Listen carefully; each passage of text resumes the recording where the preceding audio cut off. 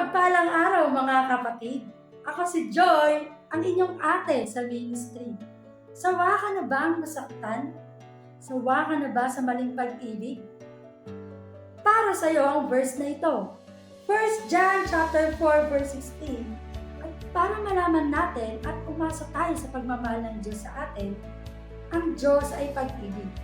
Ang sino mang nabubuhay sa pag-ibig ay nabubuhay sa Diyos at ang Diyos sa kanila. Madalas, nasasaktan ang ating puso dahil sa maling tao natin hinahanap ang tamang pag-ibig.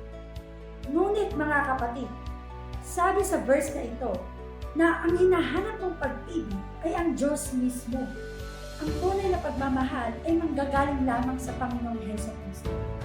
Kaya, kung tunay na pag-ibig lamang ang usapan, sa Diyos lamang natin ito matatagpuan. Tandaan, sama-sama tayong mabuhay sa pag-ibig, sapagkat ang nabubuhay sa pag-ibig ay nabubuhay sa Diyos. Comment amen, kapatid, kung sa Diyos mo lang matagpuan ang tunay na pag-ibig. God bless!